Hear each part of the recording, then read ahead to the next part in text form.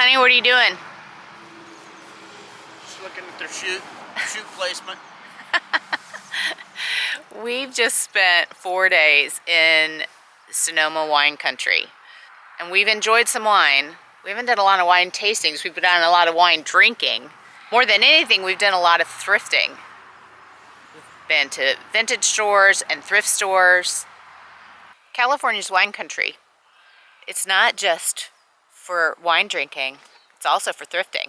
Maybe that's my tagline.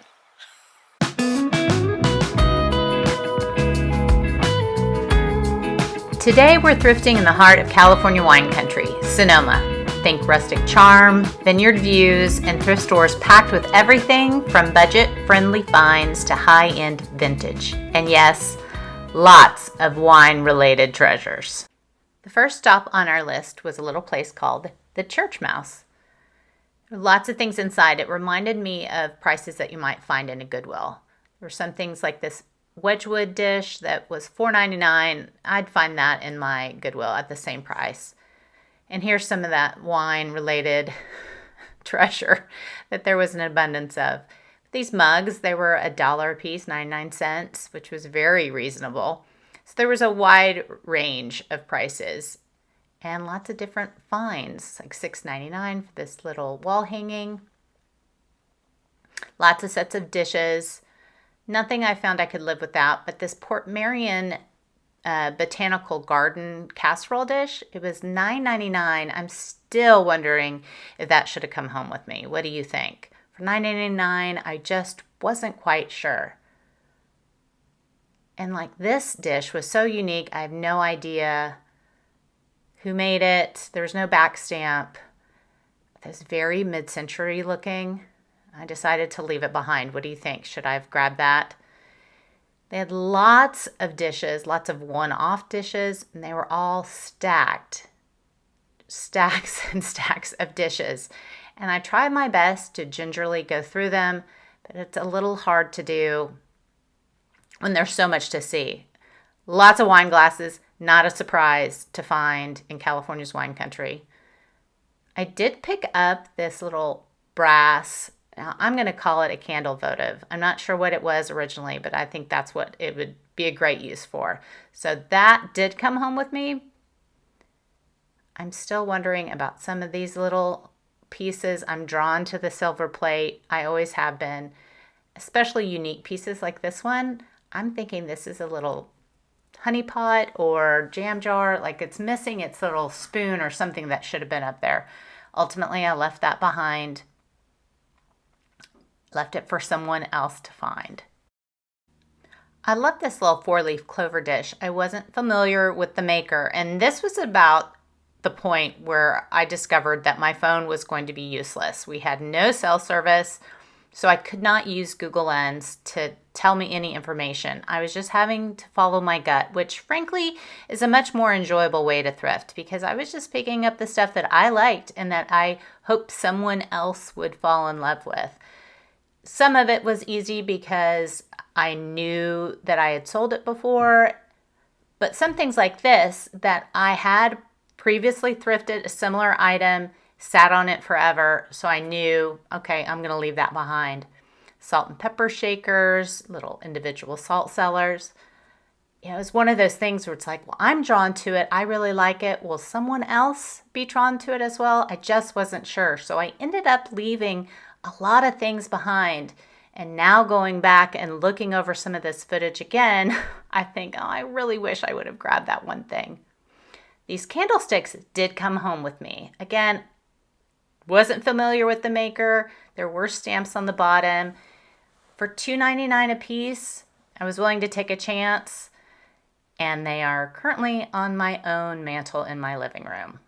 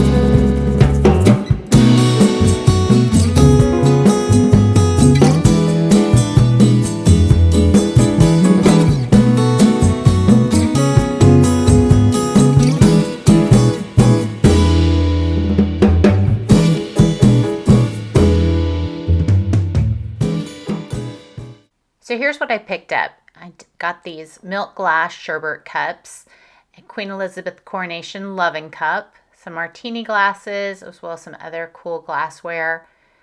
I bought these salt cellars and this really cool wine rack. Right next door to the church mouse was a brand new place called Lady Buck Vintage. And by brand new, I mean it had just opened 2 days before we got there. It's an antique mall full of uniquely curated booths offering vintage home decor, lots of fashion, and plenty of one-of-a-kind finds. Every single corner of the store is a total vibe. We thoroughly enjoyed looking at every single thing that there was to see. I love visiting places like this because I know it's not priced for me to buy as a reseller, but it's an excellent opportunity to do some research to see what things are selling for and what other resellers are picking up.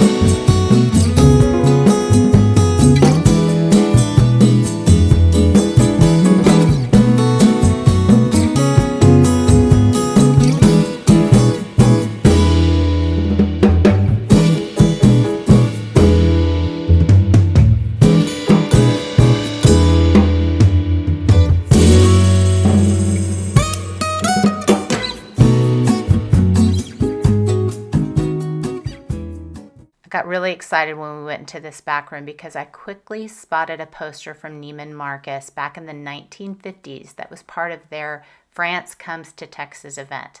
Sadly, I think this one was a remake.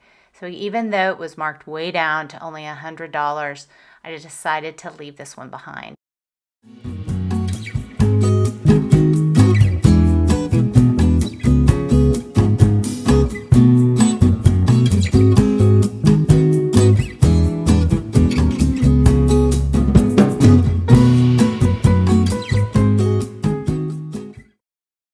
Off to our next stop, Sonoma Valley Vintage.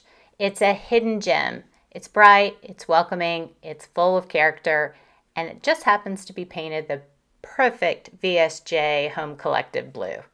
Of course, I quickly fell for these crystal champagne coupes. But this was another situation where I wasn't shopping for my store. I just had to enjoy shopping for myself. I'm drawn to spaces like this one that have excellent style. You can tell the owners of each of these booths have excellent taste, and they're all slightly different from one another, but it made this beautiful cohesive space throughout the whole shop. You would never know that there were 19 different vendors, and it just flowed so beautifully from one space into the next. Honestly, if we lived in the area, I probably would have been asking for a vendor application because I would love to have a booth in a space like this.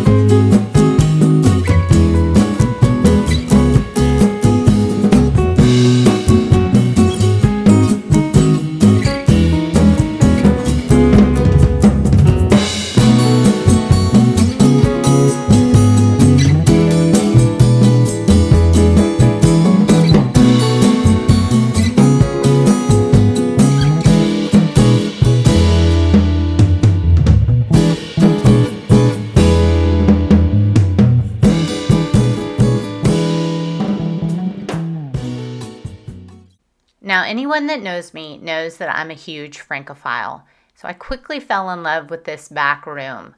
It was full of antiques that, from the tags, looks like it was all sourced in France. And the prices were actually pretty good for these beautiful antiques. I wish I could have bought most of it, but I don't need any of it. So I just enjoyed looking. Lots of furniture as well as small items and dishes and flatware. The furniture was very reasonably priced, I thought.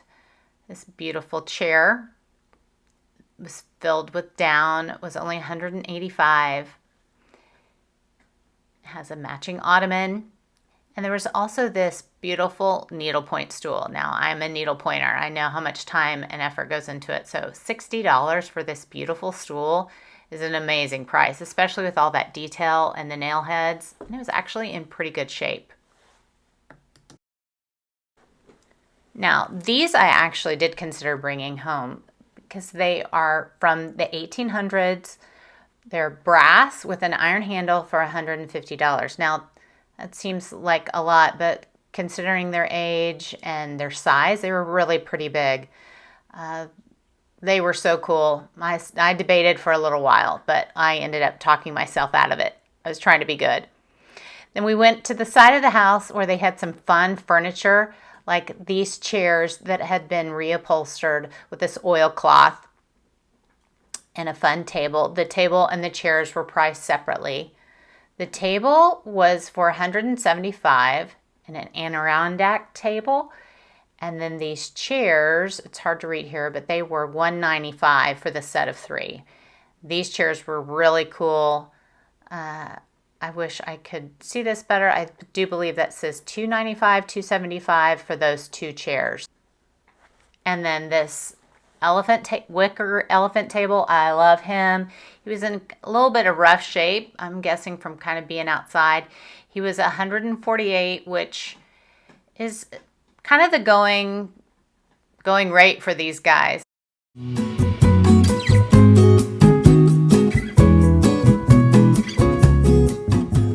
I loved shopping all that beautiful vintage, but it was time to get back to thrifting, find more things to bring home.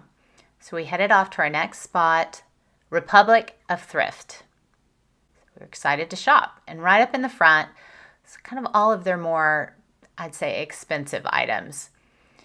And remember, my phone wasn't working, so some of this that might have been worth it, I couldn't look it up to see if it was priced well or not. Like this cheese dome was so unique because I'd never seen one that had a wooden lid like this, but for $16, it would be a pricier risk. It even said it was an original by someone named David something. So it might have been great. I might have made a mistake. What do you think? $16 seemed too risky. I did grab these. I'm always going to grab a well-priced champagne coupe. Pimpernel is another brand I will always grab because they have always been good sellers for me, especially when you can find them new in a box. And this set was complete. It had all the coasters plus placemats and hot pads. And they were priced really well. I will probably not sell them as a set. I will probably sell them, the coasters by themselves, the placemats by themselves. So $10 seemed like a great bargain for these. Now, I have also sold in the past these exact sushi plates, and I was very tempted for $5 a piece to grab them again. It's hard to pass up something that's sold before. I decided not to because they're very heavy and cost a lot to ship. This cloisonne vase was unique, but had that huge dent in the back, so that's why it said as is. This cat teapot. Oh, he was pretty special, but I did leave him behind. As well as this pitcher. I love these old pitchers, but $10 is a little bit high, and they can be hit and miss. I had more fun going through this old box of photos, or as they said, instant ancestors. There's so many great pictures, and it makes me sad because you have to think, oh, these are someone's people. How did they end up here? Look at this. I wish I would have just offered them a single price for the whole box. I have no idea what I would do with them, but I would figure out something because look at these. They're just too good. Look at this lady in her garden with these huge peonies. I can't, if we weren't trying to be good with our time, I could have sat there all day long looking through each one of these. Look at this one from 1926 on the steps of our home. I just loved it so much. You're going to see throughout this particular thrift store a lot of Scotty dogs. Someone brought in their entire collection. And I've also sold these koi plates before, but these were enamel, which I had not seen. I had only seen them in ceramic. But there was only one, so I left it. Now these dishes, I regret not grabbing these. I couldn't look them up. I wasn't sure what they were exactly, but for $1 a piece, it was a good price for a pretty unique dish. What would you guys have done? Would you have grabbed these things? They're a great price, but you can't look them up. You're just not quite sure. Do you follow your gut? You take a chance? Remember what I was saying about the Scotty dogs? Here we go. This one, I grabbed him. He's sandy cast from the 80s, $5. He needs some love and attention, but I knew in my gut for sure he would sell, especially at that price. Scotty dogs again. Someone either loved them or was a breeder, both, all the above.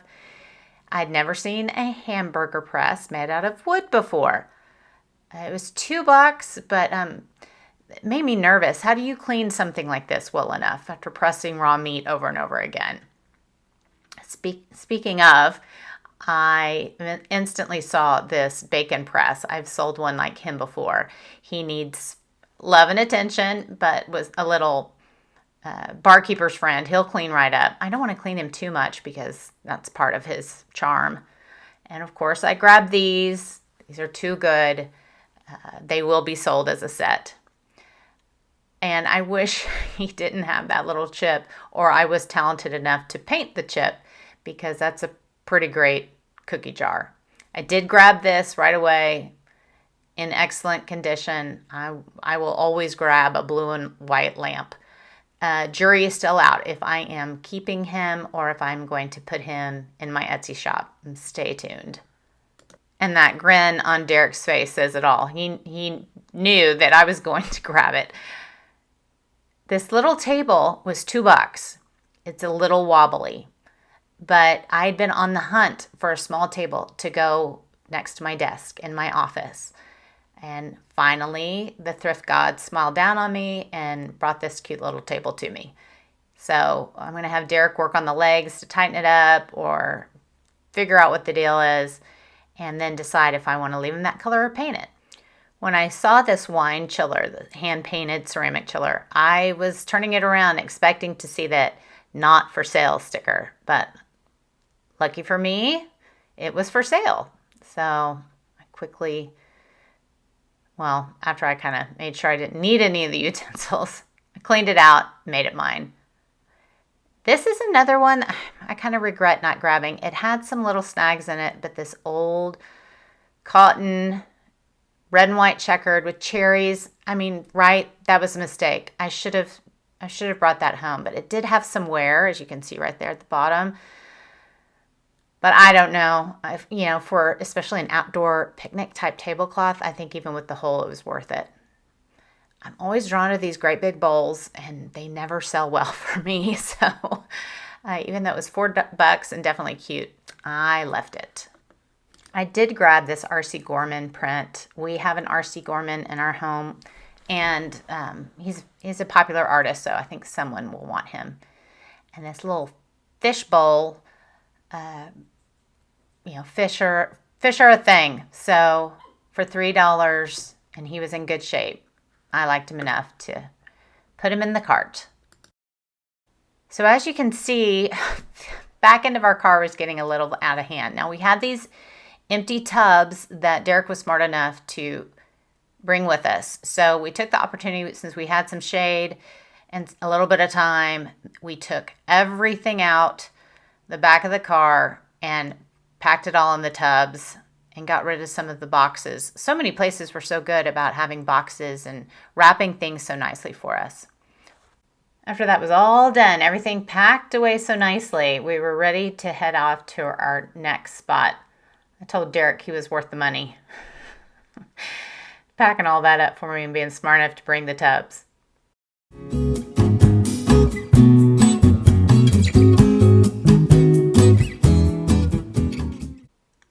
Marche was our last stop of the day in Sonoma. So this store had sale tags. Green was 50% off and yellow was 30% off. So I was hoping to find lots of green and yellow. Of course, the very first thing I spotted was this cool old wine rack. It was not green or yellow. There was lots of pretty things. And I am a sucker for handmade anything, but especially where it's clear that it's children's artwork. Like these pieces, I kind of wish I would have grabbed them because I would love to have them sitting in my own home. Of course, that would be confusing because it wouldn't be by my children.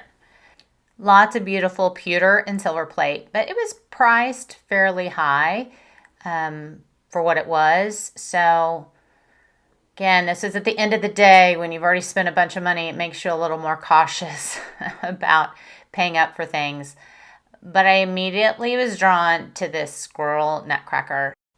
The tag on the bottom, which is hard to read here, it says Crate and Barrel. Did not know if it was considered vintage, but he was pretty unique, so I decided to take a chance. I also instantly grabbed this wicker wine holder, wine basket. And this trophy from 1973, best of breed. I wish it had been a green tag because I would have brought it home. I don't care anything about greyhounds, but I do think it's pretty cool. But for $26, I left it behind. Lots of beautiful glassware all over Sonoma. Like these etched wine glasses were very pretty. And they were green tags, but they were still a little expensive. Now these ashtrays, equestrian ashtrays with the horse on them, were signed by Glen Bell Isle.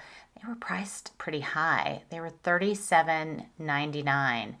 I do not know Glen Bell Isle, if that's good or a good price, but I couldn't take a chance. More coupes. I loved these. I probably should have brought them home. But again, they were priced a little high, so decided to leave them behind.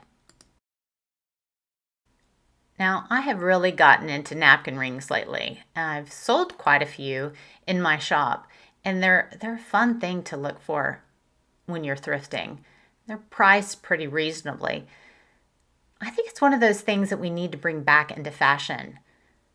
That, paper napkins are not as fun or as elegant as using a nice cloth napkin you can easily wash and reuse. And why not make it extra special with a cute little napkin ring? I did grab these. That blue color would be appealing to someone. And I was using a basket to hold all my stuff in.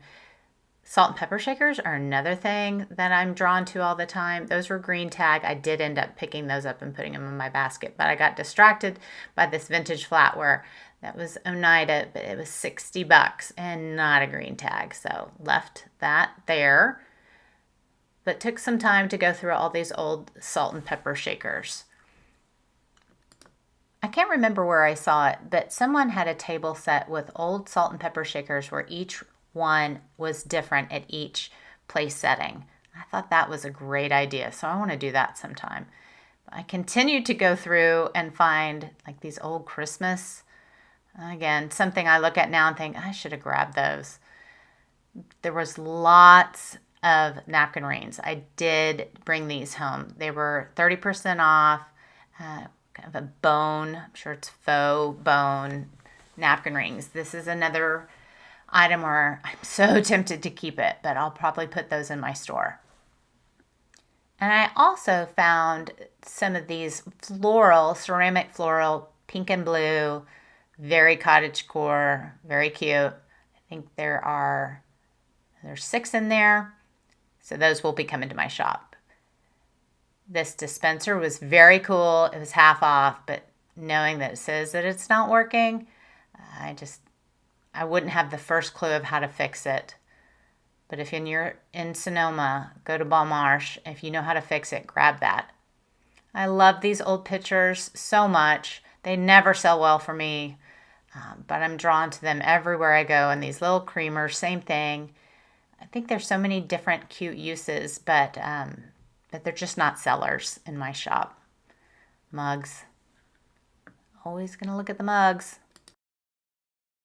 Okay, so we stayed at Marche until they were shooing us out to lock the doors.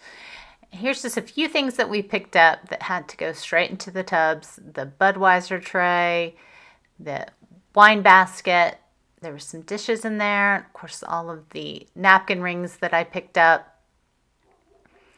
And these egg cups. These are little wooden hand-painted egg cups that I don't know if anybody will want them, but they were too unique to leave behind. And I thought, oh, could these have a lot of other uses? I think so, maybe. So we'll see. But we carefully packed all that back up into the bins that we had a little bit of space left. Just enough for all of our treasures. You know how we met that lady who does wine tours up here? Here's what I've figured out. I think that the Sonoma County Tourism Board should hire me to do thrifting tours in Sonoma County.